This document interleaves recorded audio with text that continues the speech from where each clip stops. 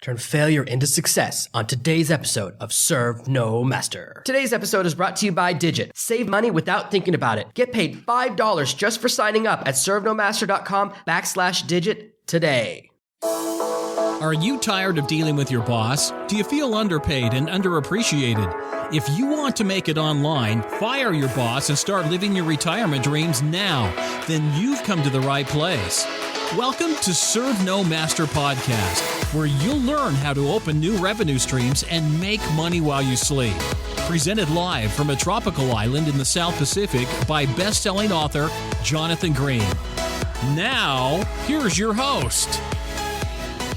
In 1968, a movie star ran for president as part of a Stop Nixon movement. This may sound a little bit familiar to you. He ended up winning the popular vote, and actually in the total count had 16,000 more votes than Nixon. But due to the way the Electoral College works, the way things are split out, he ended up losing in the primary, and Nixon became president. In 1976, he tried again against Gerald Ford. He lost by a measly 117 delegates. But nobody remembers either of those stories because in 1980, Ronald Reagan won the election and was president for the next 8 years. He's remembered for ending the Iranian hostage crisis, for trickle-down economics, for airports, for libraries, and for ending or winning the Cold War. He's remembered for being a president, not for failing. No one remembers the previous failures. And even if you're a Democrat, you're not a Republican, you're not a Reagan guy, you still remember him as a president. You don't remember the failures. My first book on Kindle was a complete and total failure. I wrote a book on decluttering and I made a ton of mistakes. The coach I hired gave me bad advice, taught me a method that does not work, gave me information that was not applicable, and I made a bunch of mistakes. I paid $800 to have the book written by the person she recommended to me. It took me 2 years to launch the book. I let it sit on my hard drive for 2 years before I finally threw it up on Amazon. It still hasn't made back that $800. That book is still a net loss for me. I made a mistake. I lost a bunch of money.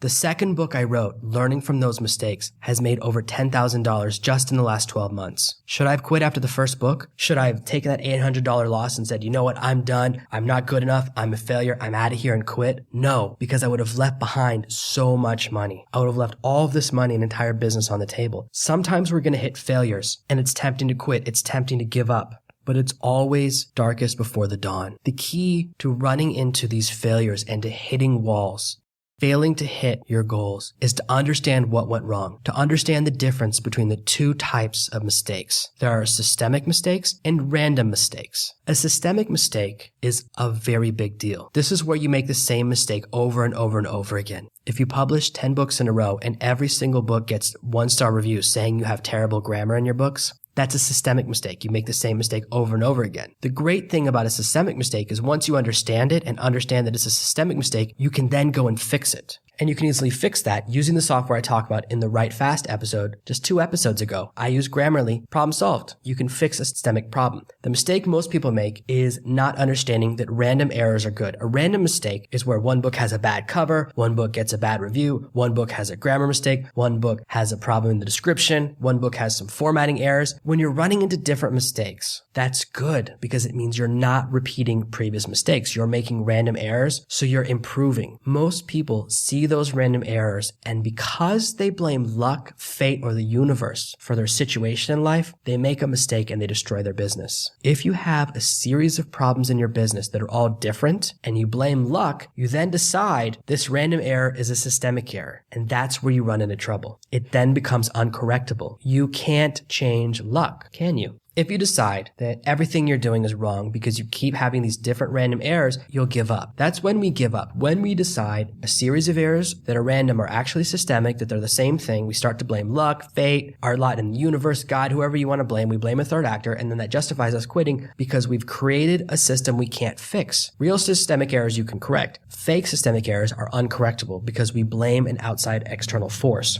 When you hit these failures, when you hit these walls, when you hit these challenges that you simply feel like you can't overcome, that's your opportunity to learn the most. That's when you really find out who you are. When I started out dabbling with Amazon, there were many people around me doing the same thing. I joined a mastermind group. I love coaching, so I had a bunch of other people inside the coaching group with me, 80 or 100 people who were all trying to learn Kindle and Amazon at the same time. Every single one of them ended up failing. They all quit because they made excuses. They decided they were running into systemic errors, and that's failure turned into failure. When you hit a wall, when you hit an obstacle, you can either see an opportunity to learn or an excuse to quit. Most people people, 99% of people, are looking for any excuse they can find to quit. I talk to other writers all the time. I talk to everyone who emails me all the time. I communicate with people on social media as well. Mostly I do email. That's the best place to reach me. I always check my emails myself. I talk to people all the time who have a book written that they've never published. They have an idea that they've never written out. And we have these barriers in our mind. What if nobody likes it? What if I don't do good? What if it doesn't make any money? But those are just words. A book that fails and a book you never publish both make nothing. There's no risk of loss, only emotional. We're worried about getting our feelings hurt. We're worried about the feeling of failure, and it turns us into failures. I was just talking to someone yesterday who's so driven to become successful. He's published 4 or 5 books. They've all been failures. He's published 4 or 5 books that have all been failures commercially, not because of lack of execution, but because of lack of knowledge. He was following a different system that gave him some bad information, didn't tell him everything he needed to do, so some of the steps he was performing out of order. When I see his situation, what I see is amazing execution, and I know that he'll be successful as soon as he has the right information. And I'm very excited to see where he takes his book business over the next 2, 3, and 6 months. People that execute are diamonds. Become a person who executes, and you can turn failure into success. I can tell you right now, all 5 of those books he has online, we're going to turn all 5 of them around. I know exactly what he needs to do. I can give him the guidance, and he's going to turn them into champions. I'm so excited to see what he does, to watch him turn into 5, 6, 7 figures from his Amazon business. It's amazing. When I meet someone whose problem is lack of execution, I get very worried. I can't cure lack of execution, and nobody can. It's something completely internal.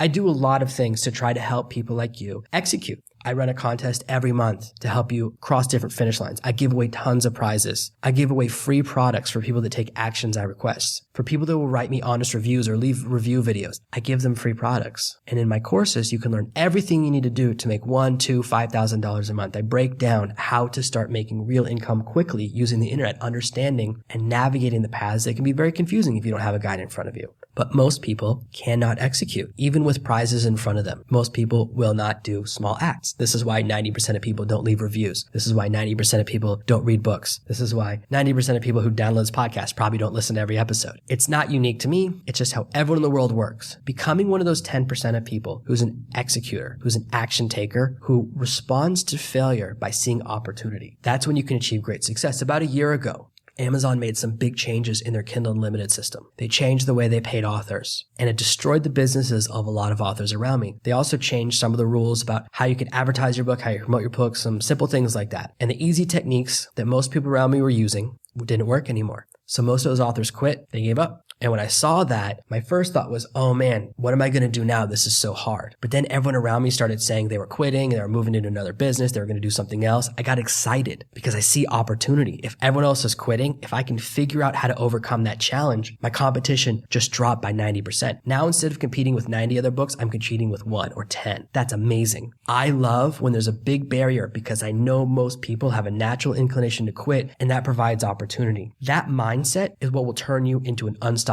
champion when you realize that every failure is when you learn. There are 2 types of people in this world. There's people that have been punched in the face and people that haven't. The last time I was punched in the face was by a United States Marine. I was in a nightclub walking up a flight of stairs. I didn't know him. I didn't recognize him. It was someone I'd known in my past, someone who dated an ex-girlfriend of mine. I can tell you right now that Marines are really good at punching. He punched me in the face a bunch of times, and I flew down this flight of stairs, rolled down maybe a flight and a half of stairs, quite a distance. Fortunately, club security then grabbed the guy and threw him out. That's the last time I was punched in the face. It really hurt. I had a roommate a few years later when I was living near London. I was telling him this story. He was so scared. I said, why are you so scared? What's the problem? I found out he'd never been punched in the face. People who've never been punched in the face are really, really scared. We're scared of it because you don't know what it feels like. But once you experience it, it's not that bad. In all these different areas of life, things are really scary until we try them. Now, punch in the face is just one example, and I'm not expecting every woman who follows me and every new mom to go out and join a fight club. That's not what I'm saying.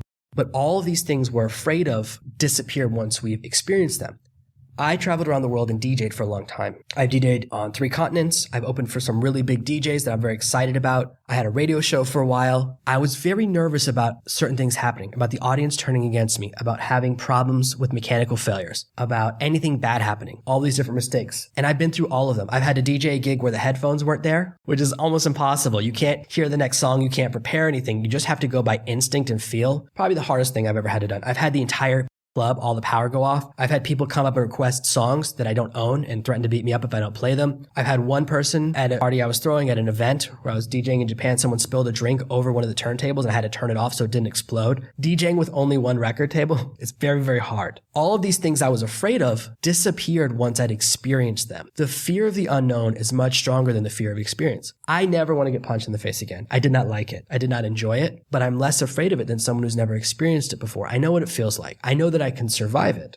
These fears you have, fear of failure, once you actually experience that failure, you go, oh, it's not that bad. I have friends who've gone all the way down and had to declare bankruptcy. They've had to close down different accounts. They've had to deal with creditors. That stuff is horrible. It stinks. But then they discover, oh, I can handle it. You have more metal inside of you than you realize. There's more strength in you than anyone has ever realized. You can accomplish amazing things. When you experience failure, the fear disappears because you're still alive. Now, really bad things have happened in my life. Really bad things happen in people's lives around me all the time. That's life. Bad things do happen. Scary things happen. Sometimes a business idea falls through. Sometimes we run into big money troubles. Sometimes someone's really mean or really scary. We deal with different problems. But when you come out the other side, you discover that you're so strong. There are so many things in life that I never thought I'd be able to deal with, that I've had to deal with, that I've faced down the barrel. And when I came out the other side, my fear disappeared. And when you have no more fear, that's where you become limitless. Something amazing happens. When you have a blog fail, and it might happen, it stinks. If you follow my system, I'm going to do everything I can to protect you from that happening, but it might happen. Anything is possible. Maybe your website gets hacked and everything gets lost and it stinks. You didn't back up your website correctly or the backup got lost. These things happen. It's a nightmare. It's very sad, but it happens. When you come out the other side, you'll rebuild it from the ground up with your new knowledge, and you'll build it better than it ever was before. And your fear is gone. Suddenly you're not afraid of these problems. You're not afraid to write the posts you always wanted to write. You're not afraid to really build your business in a new way. You become someone so much stronger. The failure is what will strengthen you.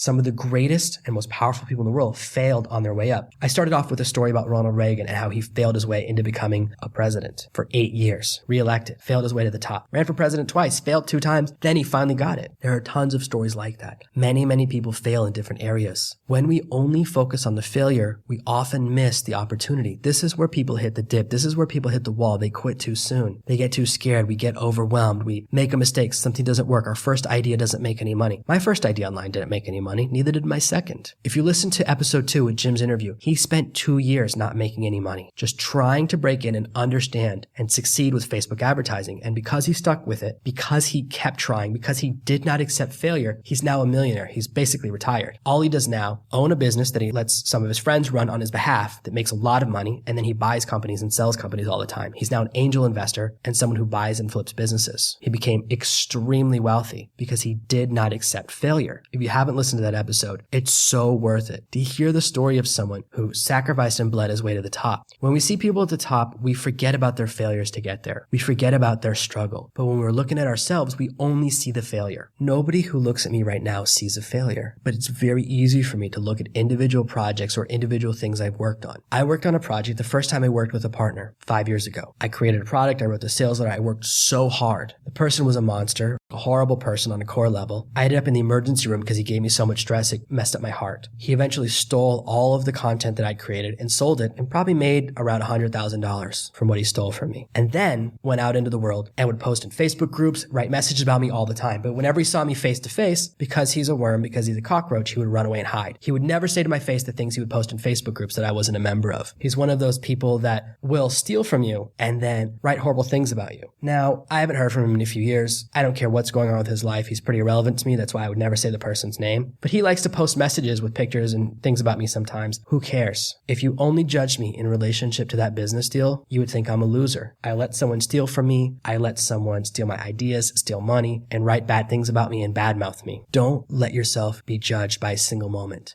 That relationship is one of the best things that ever happened to me because he badmouths me all the time. People who encounter him in business discover he's a vile person. He badmouths me so much that people that work with him realize they hate him, come and find me. I've probably started 10 business projects from people that hated working with this guy. He badmouthed me. They go, wow, this guy's badmouthing Jonathan and this guy's a monster. Jonathan must be awesome. And they come and work with me. He's driven tons of business into my life. So I have no complaints. I haven't thought about this story in years. I'm only telling it with you to be really honest because I think you deserve that. We're going to have failures. We're going to have mistakes. We're going to hit walls. You don't give up. Some partnerships fail. Some marriages fail, but we don't give up. We keep fighting. If you were to look at my dating track record, I've had hundreds of relationships fail. I've asked out tens of thousands of women who said no. You could easily look at the track record of failure and say, he's a failure. Look at all these failed relationships. But now I'm in the relationship that will last the rest of my life. I've got 2 amazing kids. We're thinking about having the next one. I definitely want to have more kids. I love having kids. I'm in an amazing phase in my life where I really enjoy fatherhood. And that's a success. Don't judge yourself by the little failures. They're just stepping stones on the path to that moment of success. I think of myself as a great success. Every goal I've set in life, I've hit. I've hit nearly all of them. Not all of them. I wish I'd hit 100% of my goals, but I've hit many. I dreamed of being a best-selling author. I dreamed of selling 1,000 books, then 100,000 books. I dreamed of having a podcast that people actually listen to, and now it's real. So many of my dreams have become reality. I dreamed of living on a tropical island in paradise, and now it's reality. Failure is just a step on the way to success. It's only a failure if you stop and don't learn from it. If you decide this is the moment when you quit, this is the moment when you give up, then the failure can define you. But as long as you keep going, you will eventually hit success, and that will be the way you're remembered. My eternal legacy is not a failed business deal or my decluttering book that didn't do well. My legacy is my bestseller, Serve No Master, my story helping people change their lives and find freedom. That's my legacy. My success becomes my legacy. And it's the same thing for you. You might hit a few failures. You might hit 10 failures. Happens. Not to everyone, but to some people. Don't think you're unlucky. Just realize that if you keep fighting, you're going to hit that one success that makes up for all those failures. And when you have that huge success, that's how people will define you. That's how you can be remembered. And that's when you'll achieve that financial success that you deserve. Do not give up too soon. Don't let fear stop you. Because once you break through that fear barrier, everything becomes possible. Nothing is scary anymore. We're only afraid of the unknown. But once you know what it feels like to have a project fail, to go through a bankruptcy, to go through something scary, and you come out the other side, you come out stronger. No boxer becomes a champion without getting hit. No business person becomes a massive success without running through some failures. It's normal. It's a part of life. I want to prepare you for it now so that you don't think you're unique, that you don't think the failure is the end of your story. Get ready for those tough moments. They're going to happen. But when you break through, when you keep pushing, you're going to find the success that defines you. And I'm very excited to hear about it. When you hit that next failure that feels overwhelming, just remember it's a stepping stone on the path to success. It's not the end of your story. It's simply a footnote. Nobody remembers the primary election of 1968. Nobody remembers Reagan losing in 1976. He's only remembered for his win, and you're going to be remembered for your win too. And I'm very excited. Can't wait to hear about it. Thank you for listening to this week's episode of Serve No Master. Make sure you subscribe so you never miss another episode. We'll be back tomorrow with more tips and tactics on how to escape that rat race. Head over to servenomaster.com/podcasts now for your chance to win a free copy of Jonathan's bestseller, Serve No Master. All you have to do is leave a 5-star review of this podcast. See you tomorrow. Thank you for listening to the Serve No Master podcast. Make sure to subscribe so that together we can achieve true freedom.